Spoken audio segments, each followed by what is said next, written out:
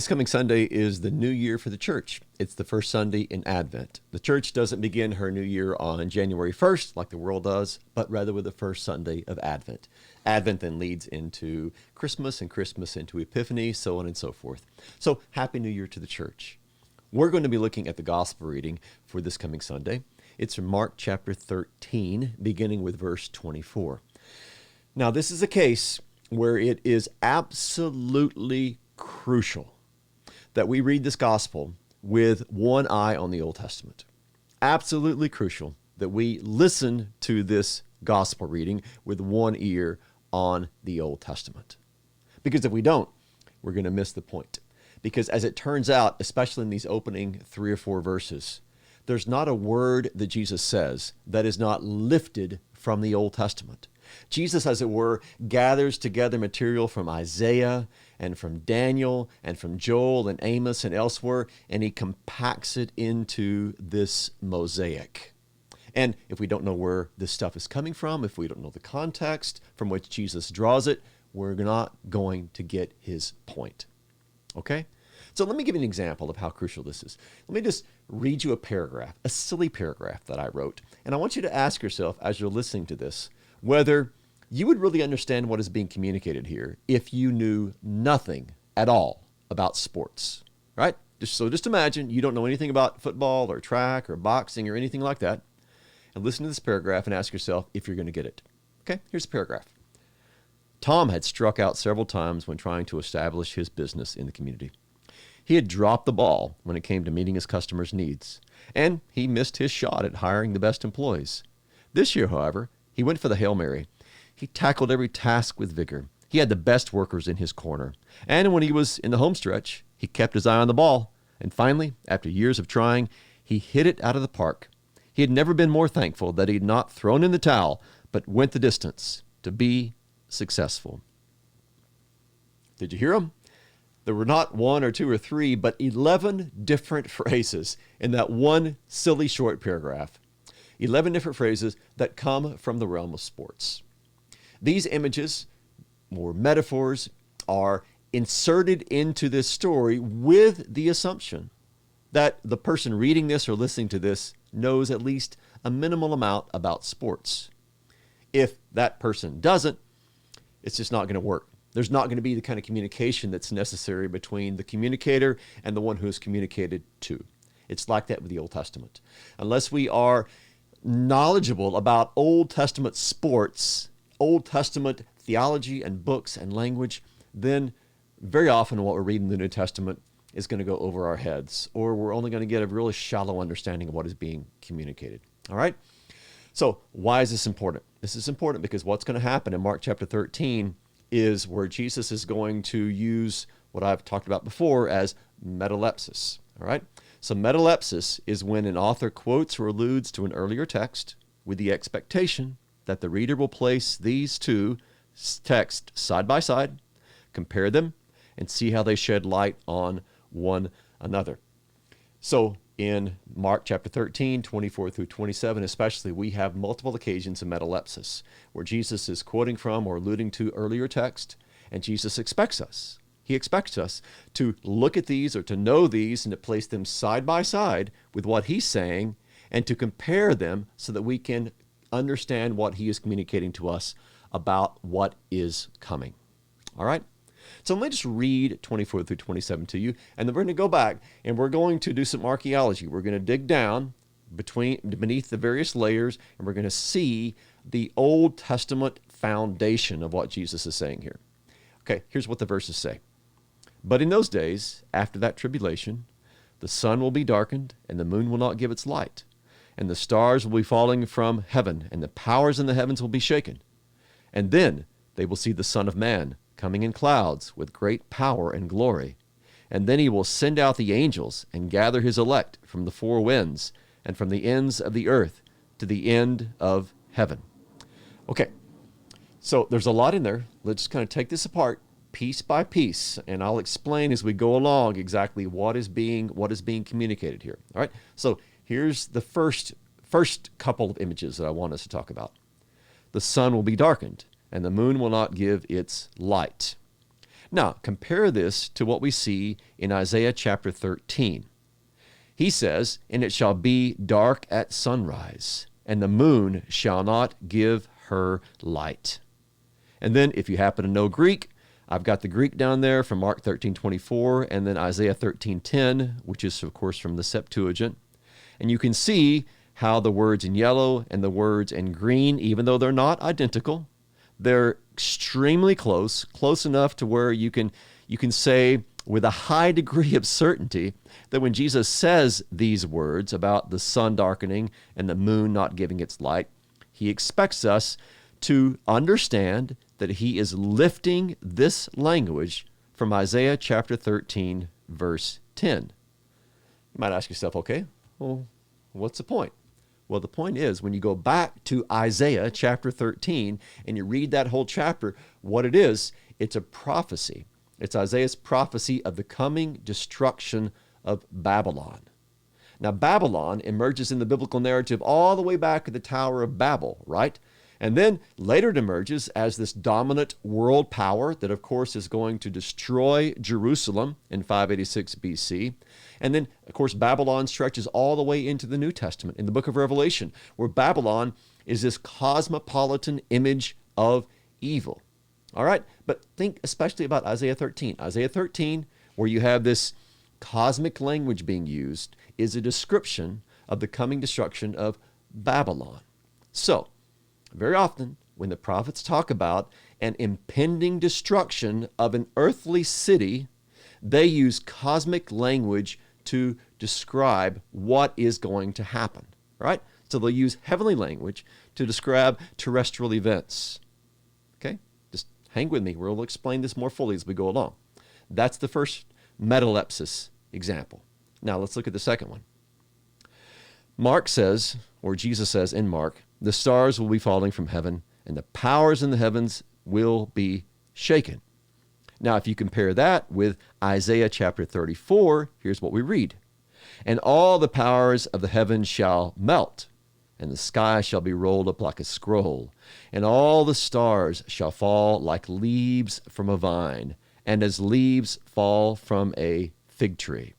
And once again, I've taken the Greek of Mark 13:25, compared it to the Greek, the Septuagint of Isaiah chapter 34, and you'll see where the words in yellow and the words in green, yes, they're not identical, but they are so close that it is hard not to see that Jesus is wanting us to compare what he says in Mark with what's happening in Isaiah chapter 34. Okay, well, what's happening in Isaiah 34? Well, if in Isaiah 13 we had foretold the destruction of Babylon, in Isaiah 34 we have foretold the coming destruction of Edom.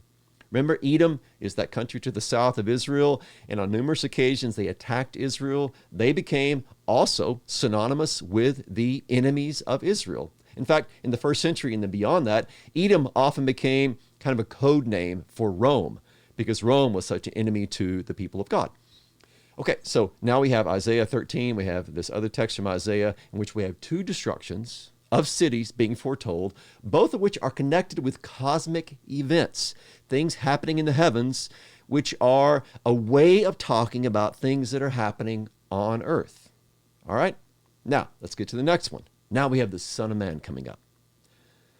So Mark says, "Then they will see the Son of Man coming in clouds with power and glory." Now, this is an obvious reference to Daniel chapter 7. We've talked about Daniel 7 numerous times in these videos. Here's the section where we have this language that is incorporated into Mark's gospel. This is Daniel speaking. He says, "I saw in the night visions, and behold, with the clouds of heaven there came one like a son of man.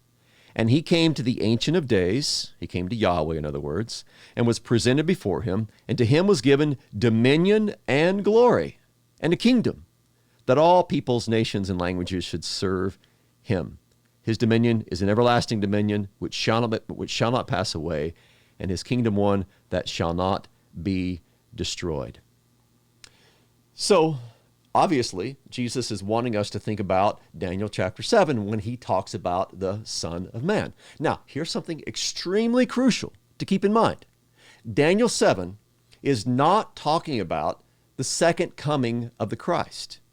When the Son of Man comes in the clouds to the Ancient of Days, this is the Messiah who is coming in order to receive power and the kingdom from his Father.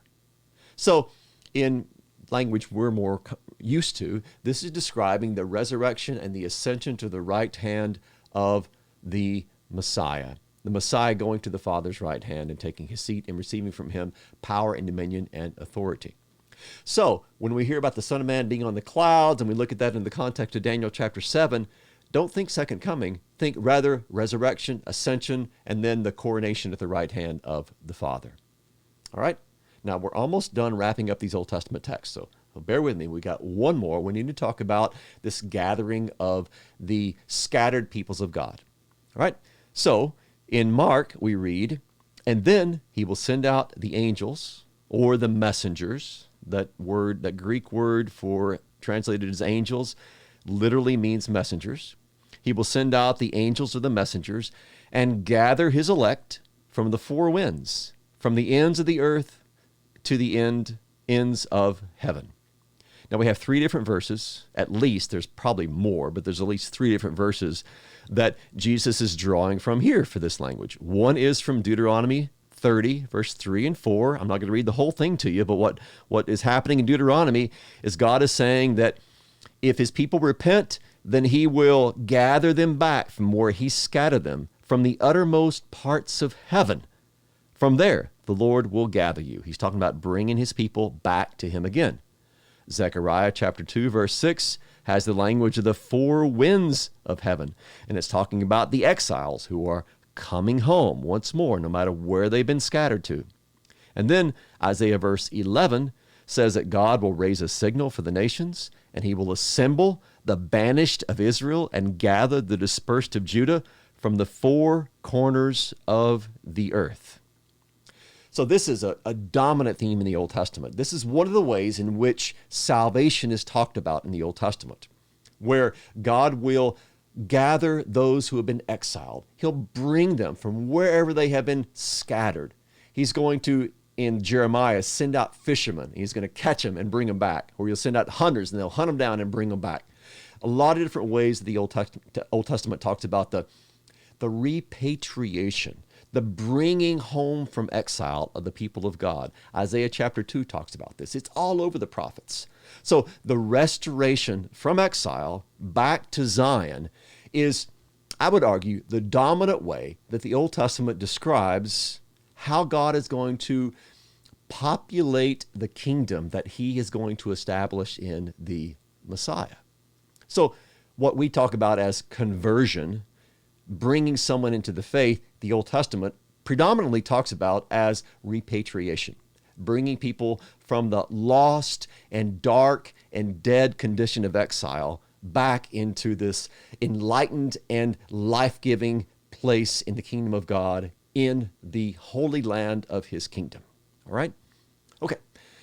So I know that's a lot to digest. There's a lot of Old Testament passages. I get that. But I'm going to try and pull it together here and explain what I think is being communicated in these verses from Mark chapter 13. All right? So here's the first thing. The signs of creation, like the sun and the moon darkening and the stars falling and the heavenly powers being shaken, these are a prophetic way of describing divine judgments which lead to the fall of nations.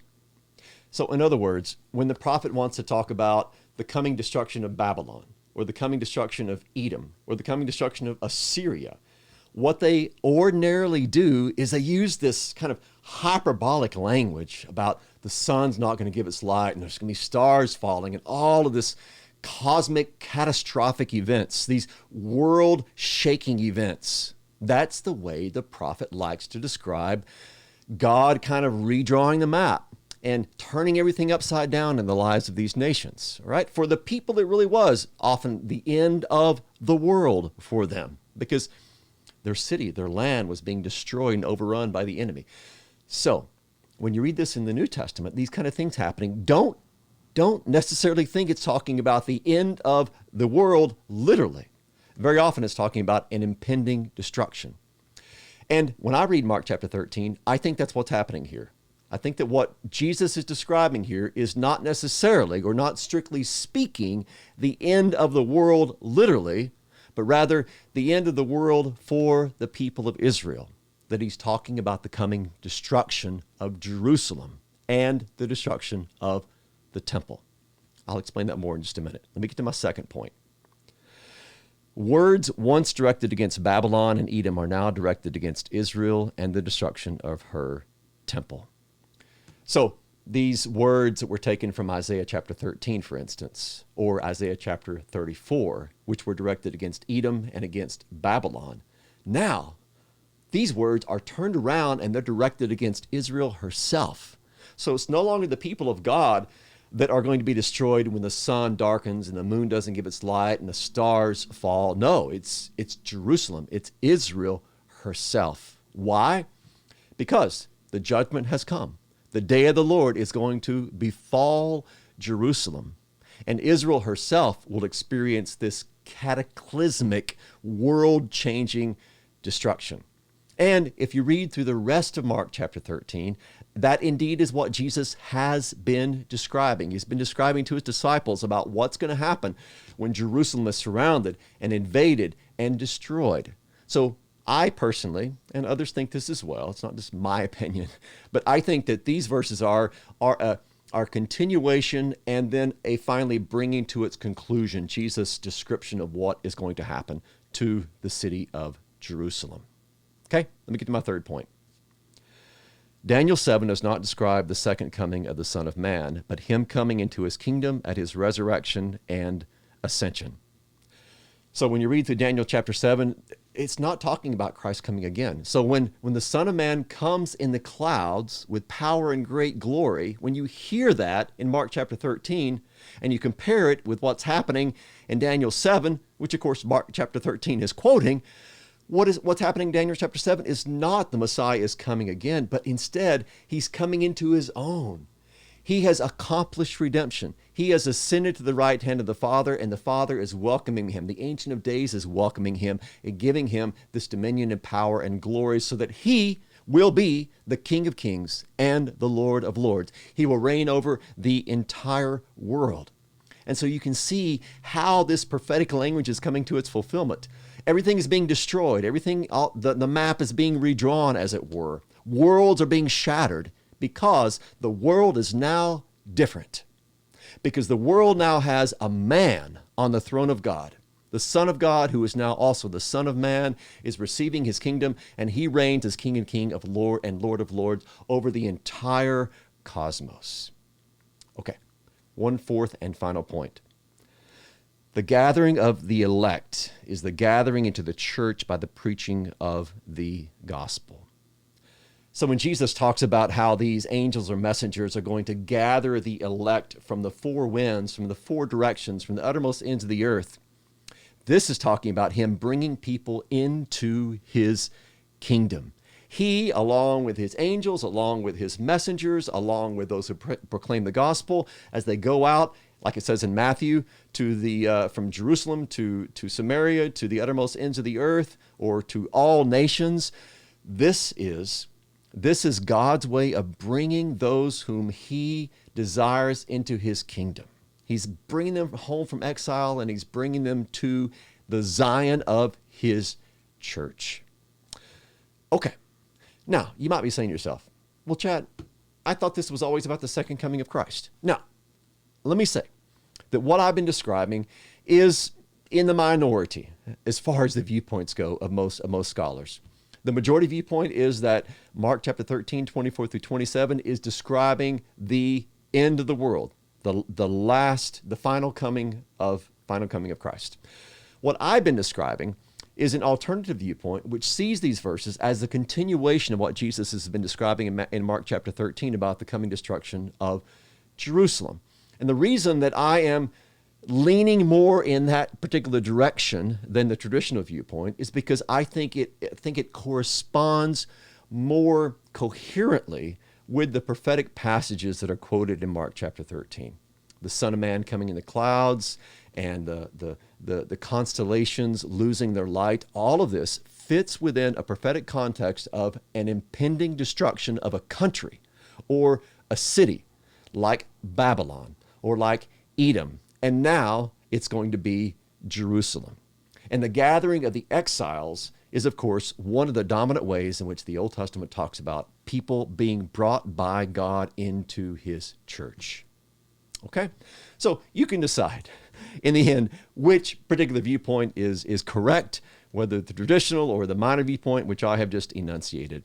In the end, let me say this, and I'll wrap up with this. In the end, you kind of come out at the same place, right? Because the fall of Jerusalem, the destruction of Israel, is itself a sign or a preview of the final destruction. It falls into this long line of catastrophic destructive events which are pointing toward that final cataclysmic cosmic destruction that will indeed come when Christ returns to take his people home with him to a new heavens and a new earth. So whether you think this is talking about the end times or whether you think this is talking about the coming destruction of Jerusalem, I think that you end up in the same place, because both the final event and this event that's leading to that, all of these are about God upsetting the world as it is in order to bring that world ultimately to his divine goal of a new heavens and a new earth.